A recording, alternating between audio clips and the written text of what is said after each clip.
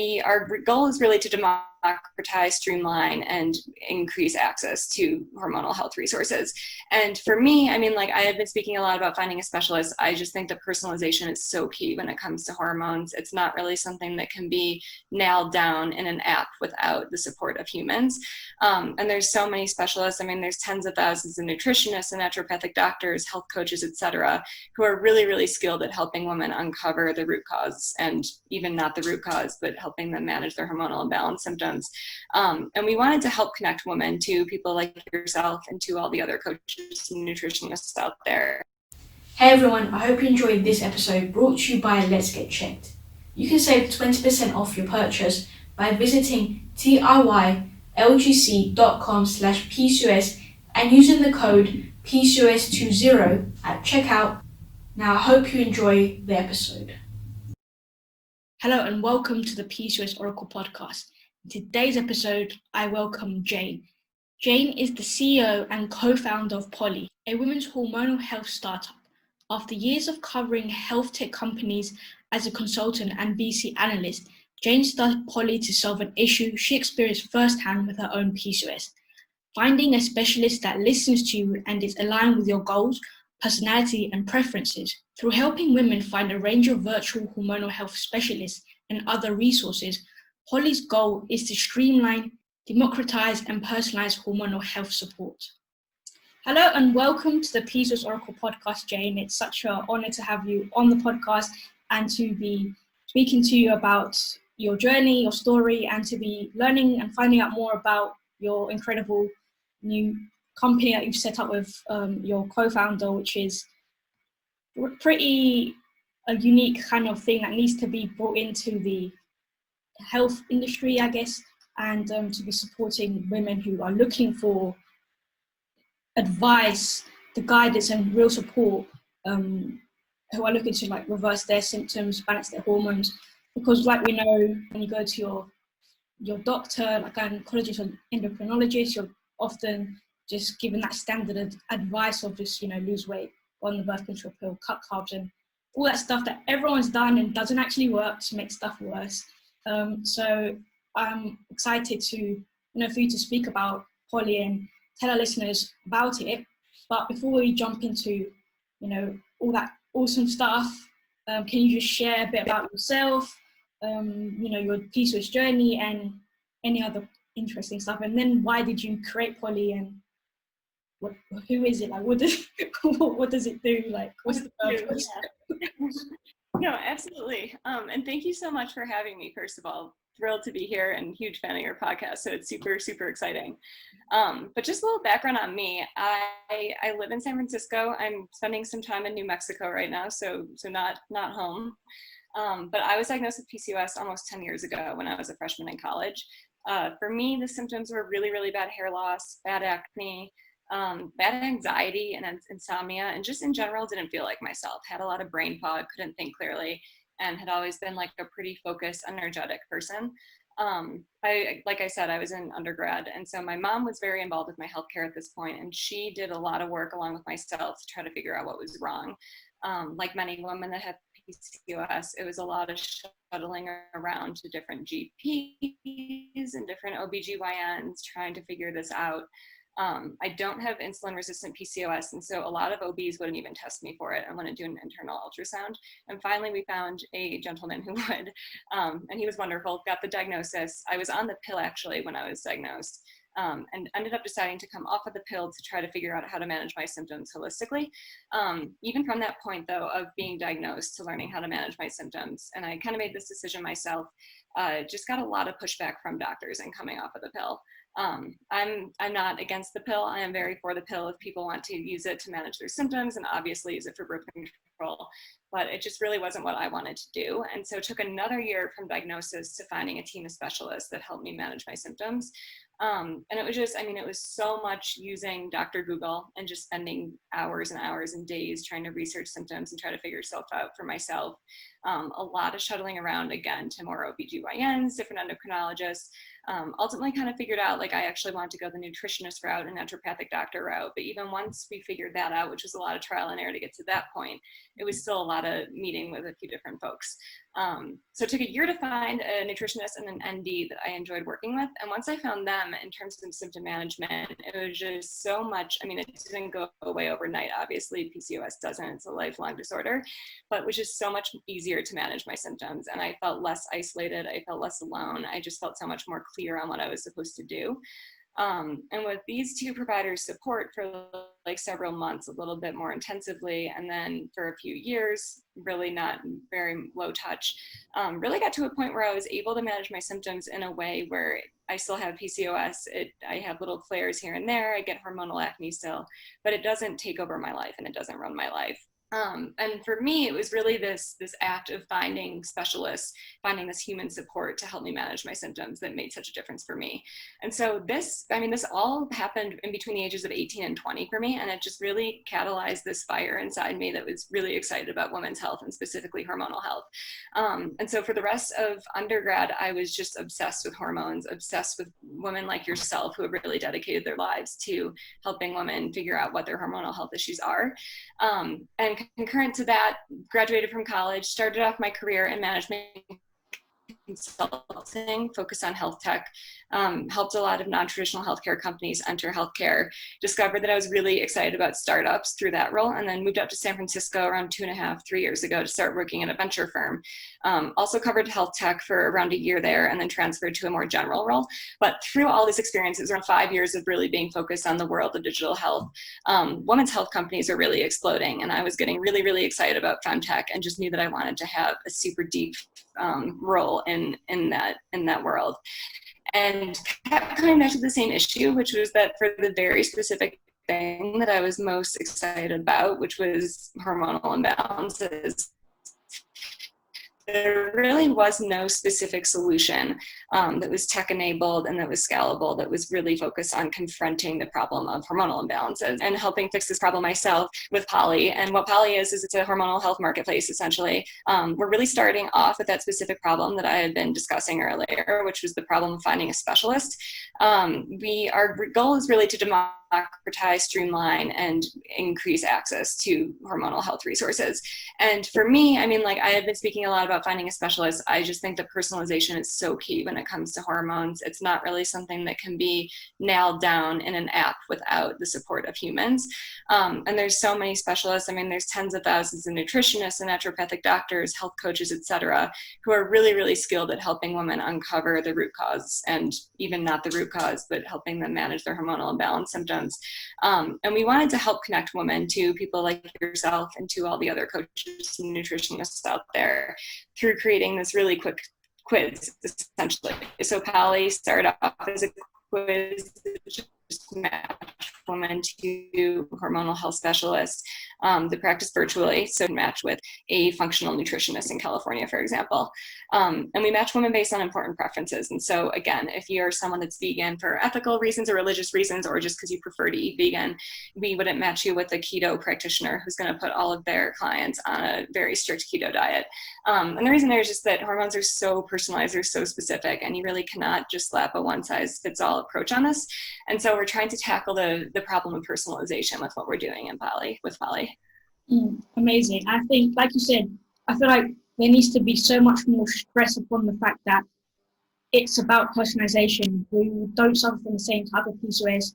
We're all unique individuals. Our hormone imbalances are all different because there's different types of PCOS. So I feel like women need to understand that it's not about going online and searching for a PCOS program and assuming that if I follow this, everything's going to be perfectly fine, without really understanding that you have to find something that's applicable to you, that's been created, designed around your specific problem. And so I think it's great that your platform, your like resource or website is like very geared towards that and supports that, promotes that. I think it's really important because like you said, like we're all very different and we have to be focused on that. So with regards to your personal journey, how have you like with the route you took with the naturopath and nutritionist, how is that changed How is that? How has your journey gone from when you were diagnosed to like now? Yeah, absolutely. So I would say that in terms of how it's changed, when I was first diagnosed with PCOS, I was on the pill, and then my symptoms were worse just coming off the pill, which I know for many women they are, of course. And so my case of PCOS is largely pill induced. Have a little bit more so of like adrenal type PCOS now. That being said, I think that like at the very beginning, something that was really important to me was being able to fit running in with my regimen. And I know that endurance sports, it's really tough with hormonal balance and trying to keep those two things in line. But for me, it was really about finding providers that helped me kind of balance running, and obviously scaling back running when my symptoms were at their worst, but learning how to reintegrate that in a balanced way back into my lifestyle. And so at the very beginning, I mean, I just had to be so careful with making sure that I was eating enough before and after working out, making sure that I was only running a few days a week. Stress management was so important to me. It still is today. And I'd say that today stress is really the number one thing that I need to be focused on, and stress is what causes my symptoms to flare. I did have to be more careful with my diet, I would say, when I was first diagnosed. And I really had to be sure that I was eating a ton of healthy fats, cutting back on the sugar a little bit, etc. And that definitely saw an improvement in symptoms, particularly with acne and hair loss. Today, though, now that stuff is a little bit more in check, I'm able to kind of take a more intuitive eating approach to diet. I don't follow any sort of diet necessarily. Still need to be careful with making sure that I'm fueling with carbs before and after a run, stuff like that. But really, it's been highly personal to me throughout my life and just what sort of season I'm in life. I also know that this is something that works for myself, and someone with insulin-resistant PCOS, for example, might need to be more wary of how many carbs they're eating and whatnot. And in my experience, I mean, I've just seen how much it changes over the years, even over the months. And if it's a few weeks or a season that's busy at work and I'm not sleeping enough, I need to really, really be looking closer at other areas in my life, and also obviously prioritizing sleep. But if it can be so different with my own body, just month to month and year to year, then surely for every other woman out there, it's really a tough thing to say everyone needs to do XYZ to manage their PCOS symptoms. Mm. Before we kind of touch on some of the things you mentioned now, I wanted to ask, how did you personally discover that your PCOS was pill induced? Because this is always whenever I bring up that there's this kind of type of PCOS that you can get symptoms and the pill can cause hormonal issues, everyone's always like, well, what are you talking about? How can the pill do this? Like, why would doctors give the pill if it can kind of wreak havoc? So for our listeners, can you just point out maybe how you discovered it, or like what kind of symptoms you were experiencing? Absolutely, yeah. So I was experiencing really, really bad hair loss. Lost like a third to half of my hair, and that occurred like pretty rapidly after being on the pill. Or not all of it, but I'd say like a quarter within like a few months of being on the pill had started falling out, and then like throughout the rest of the year, the rest was falling out. I also got bad acne, and I had normal teenage zits here and there in high school and growing up, but never super bad hormonal acne that made me self-conscious and was just like painful and annoying and all I could think about. And that started pretty soon as well, after a similar experience that a lot of women have with being prescribed birth control, which was that I was going to college, I want to be responsible, I want to go on the pill. It wasn't a conversation between myself and my provider. I did love my OBGYN. I think that if I had wanted to make it a conversation, it could have been a conversation, but I didn't know well enough. She didn't offer it up. And I just got prescribed a pill that I don't think was a good fit for me. And I have other friends that have had similar things happen to them with various types of birth control, and they've switched to a different type of hormonal birth control, and it has worked. For myself, though, I just didn't really want to, after having a few months of a bad experience, I didn't want to trial and error with other types of hormonal pills, at least. Yeah, I mean, when I went on the pill, about when I was diagnosed, which was when I was 18, so it was like 7 years ago, something like that. But so they gave me the pill to treat my PCOS, and I was on it for like 15 months. And within those 15 months, I was basically, I used one, and it was like basically experienced so many side effects, and I tried another one. And then I went back to the first one. I was like, yeah, this is not helping me. I'm going to stop this and just try and go down the route of natural healing. But yeah, so yeah, it's just, I think, were there any specific blood tests that they could do to see with regards to the pill-induced PCOS? Did you get any blood tests? Yeah, I did, well, this isn't a blood test, but I did do the Dutch test with the naturopathic doctor I was working with. And prior to that, I had done a bunch of blood tests that had been testing my estrogen and different sorts of androgens. But they weren't, I remember that they weren't really timed at the proper times that they should have been taken at. And that's something that, in the past few years now, I'm obviously much more well-versed, but I do think that there's a lot of awareness growing about the proper time to be testing for different sorts of hormonal imbalances. And it's great that there's awareness building about that, but at the time that I had been getting like my first round of blood work done, at least I was a little bit naive. It was super helpful. Yeah, I feel like whenever you go through this process, it's always like learning, because you never really, most people don't really know, or you have to get tested at a certain time of your cycle or something. Yeah, no, lots of learning. And I was always obsessed with Google and WebMD and Googling this sort of stuff, but it was still, I think there's a lot more information out there today than there was even, definitely 10 years ago, even 5 years ago. But it's definitely a learning curve for most people, I think, going through it the first time. And so we're trying to eliminate that with Pollie, to create a central source to go to find support for hormone issues. Sure. I think it's great what you've created, and I think what you pointed out before about how you really need to be aware of your current situation, like your life. Like whenever you're feeling super stressed or something, you realize, I've got to manage this, or if you haven't slept so well, I feel like there's so many components to balancing hormones, and I feel like we really need to take a step back and understand that the stuff in our life really impacts our hormones. So that's why it's so important to sometimes just do your research and use the platform Pollie and work with people. But really, I feel like the first step is always understanding how there's so many components that you need to understand and work on yourself, and potentially that could help you see improvements. And then obviously working with a professional that can further help you. But like you said, I feel addressing the nutrition, the stress management, the sleep, and the mindset is so important for understanding your hormones and finding personalization and creating your own kind of lifestyle, or new lifestyle that can be adhered to in the long term.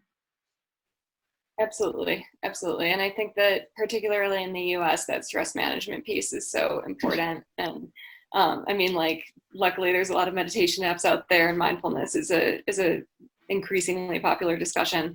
But I think that just kind of tackling this through nutrition and exercise, it's not enough. The mindset piece is so important.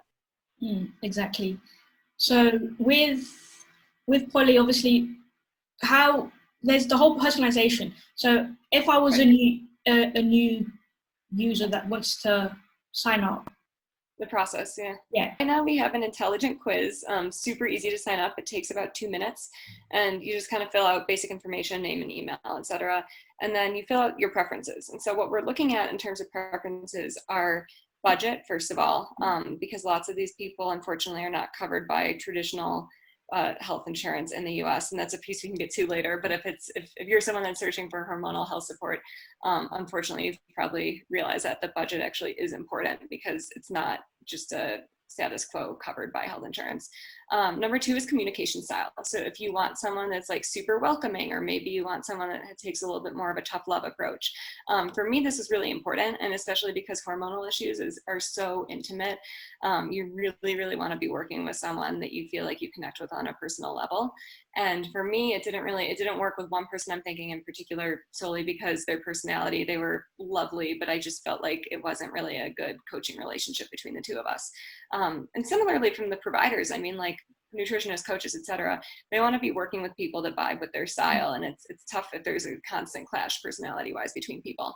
So we look at communication style, we look at specialty areas. So if you're looking for help with like PCOS or like functional hypothalamic amenorrhea, different sorts of like more superficial, symptom-specific things like acne, hair loss, etc. So we look at that. We look at treatment methods, and so that's kind of getting into some of the dietary stuff that I had been mentioning earlier. So if you're looking to work with a practitioner that like is super focused on plant-based diets, or if you don't want to be dieting at all, and if you want to be working with someone that's intuitive eating focused or health at every size focused. Also looking at like different types of exercises. So if you're more of a yoga person, more of a walker, more of a runner, et cetera, et cetera. All sorts of different treatment methods, looking at whether someone is looking for labs to be prescribed or not. And so if you're someone that like has your lab work done and is more so looking for like day-to-day support, they might be more of a coach. And a lot of coaches might not be able to write labs, might not be able to write prescriptions, but they can help you on those like weekly schedules, daily schedules, help you put together meal plans and exercise plans, et cetera. And so that's really important too, in terms of the capability to write a prescription or write a supplement sort of regimen. And those are the sorts of things that we're looking at. And there's an algorithm in the back end that will then pair you to 3 providers in our directory. So once you take this really quick 2-minute quiz, let us know what you prefer, then automatically you'll get matched to 3 providers once you finish creating your account. And from there, all of our providers offer free discovery calls, and you can go on trying beginning to manage your symptoms with them essentially. And it's a pretty simple platform right now, largely used just for that discovery phase. And we have all sorts of things in the pipeline in terms of making it a more comprehensive experience for members, and super, super excited to keep continuing to bulk it out. Interesting. I like how it's very, you go through the questions, the kind of quiz to find out more about you, and then they kind of match you to a specific person, which is like pretty cool. Obviously, with the amazing thing about the online space and coaching online, everything, you don't have to obviously be in that same location as the coach or nutritionist, whatever. You can literally just like online coaching via Zoom, Skype, etc.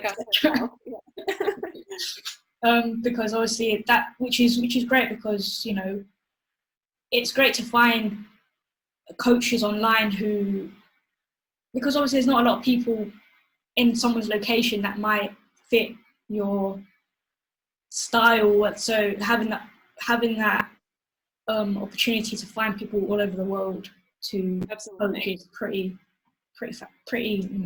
awesome. So one thing I think our listeners might want to know is what's like the prices, what's like the costs, how much can our listeners expect to be charged, I guess? Yeah, so I would say that most of our providers say that their patients can expect, or clients can expect, to be with them from around like 3 to 6 months. I'd say the majority is kind of in that 3-month range. And appointments are like median appointment price is right around $150, which is, I mean, obviously when that's out of pocket, that's a little bit pricey. I do think that it makes sense to kind of compare this to therapy, especially in the US, to compare it to mental health. And we're working on creating a reimbursable offering so that it's not out-of-pocket payment. But I would say that it's definitely a little bit of a cost upfront, several $100s to schedule a few appointments with your providers and get your testing done, et cetera. But from then on out, this is something that we're building right now and it's not released, but having Pollie to kind of help be a more scalable, cheaper option for managing your hormones, that you don't need to be seeing someone one-on-one for the rest of your life. And perhaps you like see a provider for 3 months, spend several $100s seeing them, and then you can come back to them maybe like 2 or 3 times a year for maintenance, which is generally the life cycle that our providers see anyway. But then in the interim, in between going back for maintenance, you can have all of your data, all of your information, all your symptoms, et cetera, in Pollie. Awesome. So personally, I think the costs might sound high to some people, but I think based on how much Pollie does by finding the perfect match based on your requirements and what you've asked for through the quiz, I think it does save a lot of the money that you might be end up kind of wasting, I guess, because going from like doctor to doctor trying to figure out like who's going to actually help me, and then it really like cuts the stress, the frustration, and the time of trying to find someone, because all the information is just kind of, all the research has been basically done for you and you're just having to click that button. Exactly. And I think that, and then in terms of thinking about accessibility too, I mean, like my co-founder Sabrina and I, she's wonderful and not on this podcast obviously, but we've been thinking a lot about access and how to make this a more accessible platform. And I think that in general, unfortunately, wellness solutions are really not accessible. And the fact is that if you have more time to research wellness stuff. And time is a privilege to have. And so what we want to really be doing is at least giving people the opportunity to see what resources are out there with a super limited amount of time. And that's what we're offering right now. And in the future, we'll be offering a lot more than just that. So awesome. But yeah, differences between like the UK and the US with regards to the healthcare system, of like how it's so expensive in like the USA to be like finding someone to support you with your health. It's just like, it like blows my mind how expensive it is, and I'm just like so it's quite sad. Yeah, it's really crazy. And I think that particularly with telehealth, COVID is really releasing a lot of barriers that have until now been in place. In terms of working with people from out of state, reimbursement and stuff like that. And I don't think that it would go backward. I would be shocked if any of the stuff that is opened up as a result of COVID goes away. But it really is a little bit of it's a very difficult system to work within here. Yeah, it's just so common. Like the fact that PCOS are between like 10 to 20% of women in the world, it's just like and it's just stuff that we can manage. I feel like women often think that this is like, you have the diagnosis, or because there was research that said that, it's genetic, you're born with it, you just, just live with it. And I feel like it's important that women, like, we raise this awareness that, yeah, you have PCOS, but, the study of epigenetics suggests that we can turn on and off that gene. Yeah.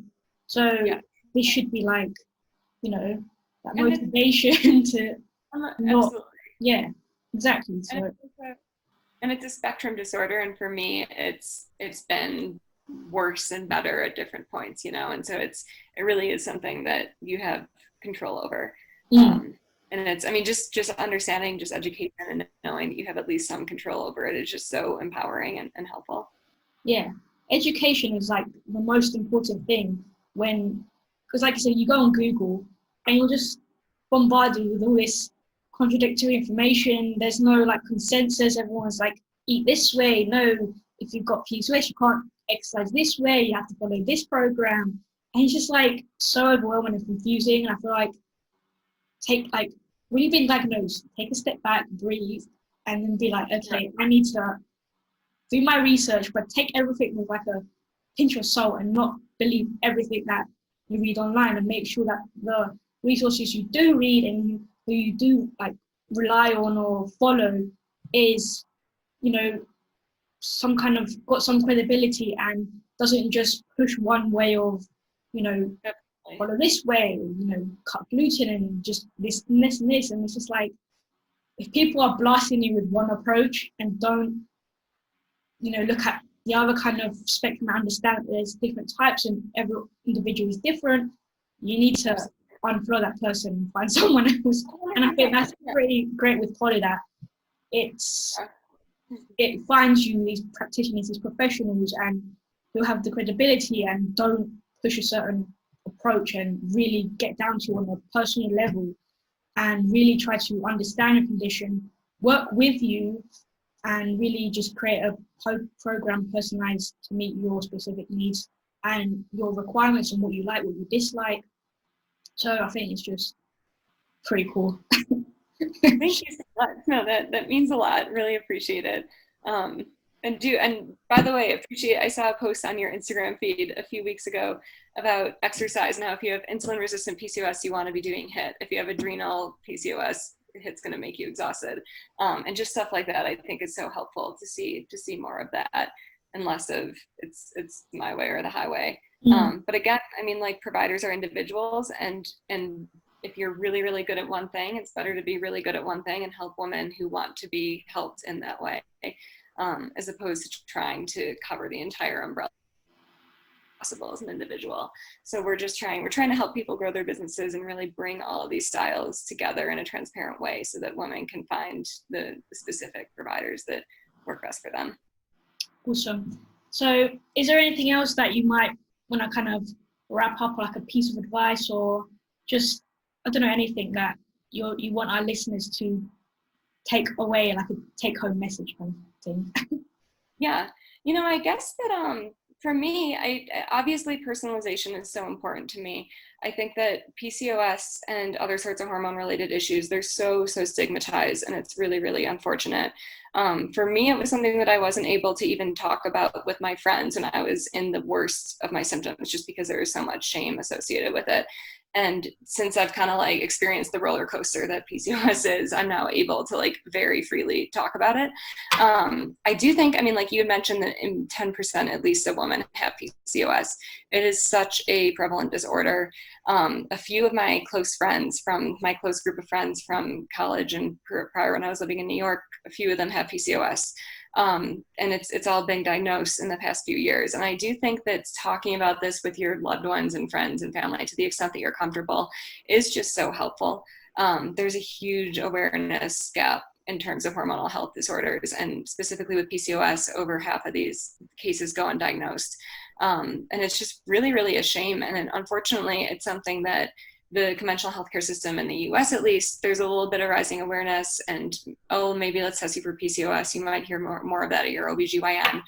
But self-advocacy is just so important here, and education is so important. And we can't really have that without people just spreading the word. And so I think that what you're doing is wonderful. And I think that even as individuals with PCOS, and even if you don't have a podcast or like a large social media following, I think just opening up the conversation with your friends and family is just so important.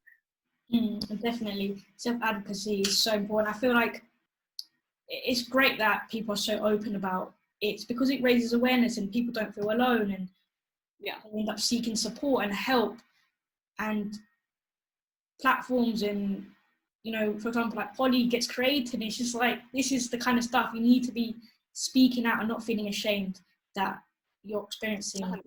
Something, because at the end of the day, everyone's going through something, and when people don't feel alone and ashamed of something, that everyone kind of comes together and you find a solution to the problem. And it's just create a cool little community of empowered people. Yeah, 100%. And it's wonderful to see all the communities for hormonal health issues on Instagram and Facebook and stuff. And so everyone keep it up. And if you haven't joined a group, or if you haven't had some conversations with friends and stuff, just encourage you to do so. 100%. Awesome. I think we've touched on some awesome stuff. I'm glad you came on the podcast and spoke about your journey, and touched on how your kind of own the development of your hormonal issues, your PCOS, through the pill-induced PCOS, because I feel like it's not always spoken about how it can be caused by the pill, and speaking a lot more about the pill and raising awareness about that, there's nothing wrong with the pill. It can be really beneficial in helping certain symptoms if you decide to go on it, or if it's being used as a contraceptive. No one's like, don't take it, but it's important to know the other kind of side of the pill. So I'm glad we kind of touched on that, and we just delved into what Pollie is, like what it does, and all the good information. I think our listeners will be eager to check it out, potentially sign up, use it, and thanks so much for taking the time out of your day to join me on this episode. I really enjoyed speaking with you and finding out more about Pollie and your journey as well. And thank you so much. Thank you. No, this is so much fun. Really enjoyed it, and really, really appreciate the time. You're welcome.